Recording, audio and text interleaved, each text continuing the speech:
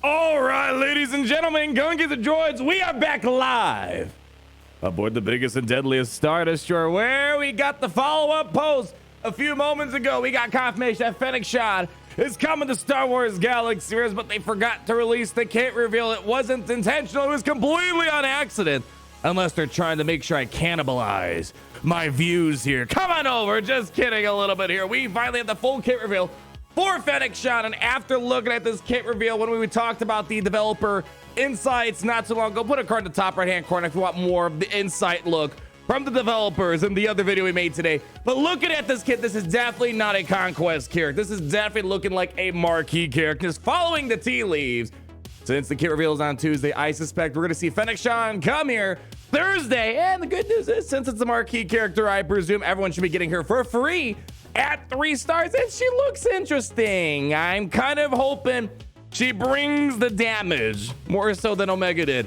for the Bad Batch crew. Otherwise, doesn't seem to be a crazy kit, except to help those bounty hunters get to those contracts a little bit faster. And I'm hoping the armor shred that oddly enough is attached with her is going to help Beskar Armando get more good kills out on the enemy here. So let's go ahead and take a look at it. So in case you missed the developer insights, a few things you need to know. Kind of bridging her personality from the Bad Batch TV show, as well as the Mandalorian season 2 appearance. And furthermore, on top of that, her leader is one of the first, where the less you bring on the team, the better she's gonna be, it seems like. So let's go ahead, take a look at this dark side attacker, bounty hunter, scoundrel, lethal bounty hunter, capable of taking on the most dangerous foes. Here's our basic ability finally: Crushing Strike. Deal special damage to target enemy 5 times. If the target has no protection, this ability deals 50% more damage. On paper, it sounds like between the armor shred and the hitting multiple times, it sounds like she should be a pretty good damage dealer. We'll have to wait until jury's out on that if it's Fennec Shan's turn. And she has seasoned veteran. Fennec gains offense up for 1 turn. And what does seasoned veteran do? As we kind of prefaced in the earlier video, grants you extra abilities, like how Wrecker gets extra abilities when he's frenzied, or Lord Vader gets extra abilities when he hits his ult ability. But if with seasoned veteran, she can ignore taunt, and she gains additional effects on her ability. So it's kind of like Bounty Hunter's Resolve to an extent that we see on Jango Fett and Boba Fett, where you're able to ignore taunts, which is always nice to have. It kind of sounds like she might make a suitable Emphas Nest to replace it, because right now the best Mando team, if you're trying to shoot for the best one, is Beskar Armando, Quill, IJ11, Dengar, and Nest. And Nest has been fantastic. It's kind of a lot to try to outdo her, but sounds like it's trying to find a way to get you to ignore those taunts. Very much so how like Emphas Nest can do. Next up here, very short cooldown of 2.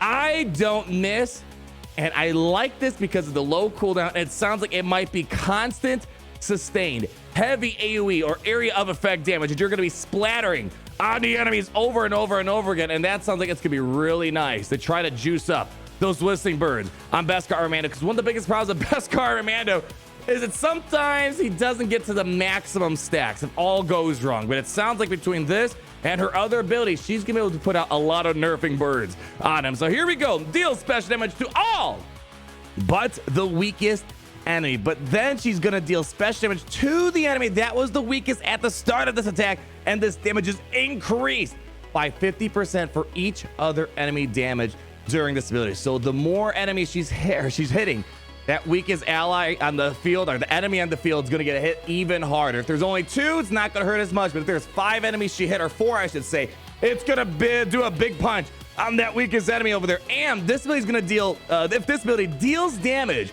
the selected target is inflicted with armor shred. And all dark side scoundrel allies are going to gain overconfident for 2 turns if they do not have it, which can't be copied or resisted. And if all dark side scoundrel allies already have overconfident, instead all scoundrel allies gain overconfident for 2 turns, which can't be copied, resisted, or instead. And if Fennec Shan, a seasoned veteran, this attack can't be evaded and inflicts an additional armor shred. So holy cow, the possibility of landing 2 armor shreds in 1 sitting. Armor shredded, for the most part, it felt more like a minor luxury. Really, Gideon using it in the very rare instances of being random, maybe landing it. We don't really have many armor shred abilities in the game. It's nice getting through those high defense type of characters like a Sith Empire Trooper or something of that sort, but landing 2 at once, that's going to speed up the process of landing some pretty serious damage out there. Kind of like with General Anakin Skywalker, it's going to take a while for that armor shred to really start meaning something once you get a couple to apply, or with the help of Commander Ahsoka. Gary, it sounds like you actually play this game, but I thought you were just sleeping on the wheel half the time here. And what does Overconfident do? Reduces your defense by 20%, but it's increasing your offense by 50% or 10%. Yeah, 10% extra speed and 15% evasion. Ooh, so things start getting cooking a lot. If I had to imagine, Fennec Shan might have a high base speed. We'll have to wait and see. We don't have the stats revealed on this character right now, but 10% on a slow character doesn't make much of a deal. But on a faster character, ooh, now we might be cooking here. Lone Fox, here comes the leader ability.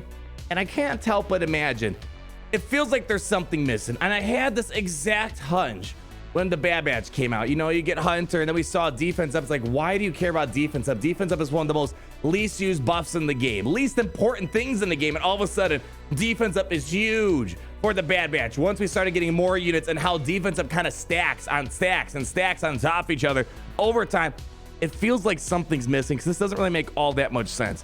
Here's the lead. Lone Fox, at the start of the battle, Fennec Shan gains 100% max health, max protection, defense, and offense, and these numbers are reduced by 25% for each other ally present at the start of the battle, which is a first of its kind right here. So basically, for each extra unit you're bringing in, assuming the max is going to be 5 characters on a team, each additional unit you're bringing in, it looks like it's going to reduce it by what, 25% or something like that. So if you're bringing more and more and more into the team, well, all of a sudden the lead's basically useless. So she is not going to want to be with a full entire team of 5, maybe one extra person. I'm guessing maybe a Boba Fett of some sort, or maybe Beskar Armor Mando. It's kind of a bit weird, but anyways, when she's in the leadership slot, 20 debuffs are dispelled or expire from bounty hunter or scoundrel ally. She's a first as well. She can have scoundrels work towards her contract. That's the contract though.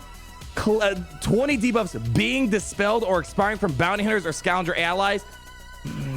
Feels like something's missing there, if I had to guess. All bounty hunter allies have their payouts activated, and all bounty hunter or scoundrel allies gain 20% defense and overconfident until the end of the battle, which can't be copied, dispelled, or prevented. So a few things. I'm guessing maybe there's another reason why I think there's more coming. We'll get to that in the unique ability here in a moment. There's not a lot of ways to make it happen. There's one cleanser that we really have on the team, and that's Grief Karga. And maybe that's it. Maybe that's what it is. We're looking to switch into it. But in the developer insights, Boba Fett, for example, removing your debuffs, Vader removing your debuffs with Culling Blade, and also feed her contract. So it's one of the more interesting ones in terms of contracts that we have in Galaxies. But follow me for one more moment. The reason why I think something might be missing here. Making an impression.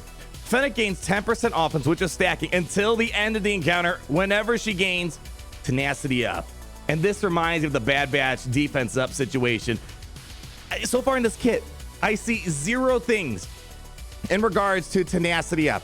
I mean, heck, if we go to SBGH.gg, you're not going to find a lot of Tenacity Ups that are in particular to the Bounty Hunter faction. Chirrut has one, Yoda has one, Captain Rex has a Tenacity Up, but there isn't a Tenacity Up for the Bounty Hunters here, or even much so. There's not really any Scoundrels that have Tenacity Up as well. So that's the first that makes me think there's a building block to all this. And this bonus is doubled if Mandalorian Beskar Armor is a living ally. And when an ally loses overconfident, Fennec gains 20% turn meter. So more ways to get turn meter boosted on this lovely gal right here. So seems interesting. I need to see how the damage is. Really, everything else about the kid seems all right. It seems like a marquee level type of character. But the thing I'm looking forward to is the constant AoE damage that she's able to apply on the enemies here, and being able on her basic to target an enemy 5 times with special damage. Sounds like she's really gonna boost up those nerfing and birds on Beskar Armor Mandalorian. Otherwise, I think there's more to it. And we're entering the new era of season 2 Mandalorian characters. There's quite a few characters they could be adding somewhere down the road to make that Tenacity Up make a little bit more sense on Fennec Shan, or maybe making this lead make a little bit more sense if we have another cleanser coming into the picture. Because right now, the only bounty hunter cleanser we have is going to be Grief Karga, but Grief Karga does not have Tenacity. And furthermore, maybe I misread something. There really isn't anything explaining how she gains seasoned veteran. It says if she has seasoned veteran, she's going to gain offense up for 1 turn. It tells us what seasoned veteran does on her kit, but I don't see anything that says how does she get to the status of seasoned veteran. And I think we're going to have to wait and see what that character or thing might be to get her over to that extra status effect. So right now it feels like, yeah, we're going to test out this character when she comes out, but I don't think we're going to really see the full picture of her anytime soon. That's going to wrap it up for today. Stay tuned to test out this character. I'm sure even before we learn how that Tenacity Up and seasoned veteran thing really is going to come into play, we'll get some fun out of her. Bounty hunters, they always are looking to add new people to the Bounty Hunter Guild. Never short on work, so I hear, for the Bounty Hunters. Like if you did enjoy the video, comment down below and all your beautiful thoughts, and I'll see you guys for that test review not too far around the corner. But until then, always remember, it's great to be in the Empire today. See you later. Have a beautiful night, everyone.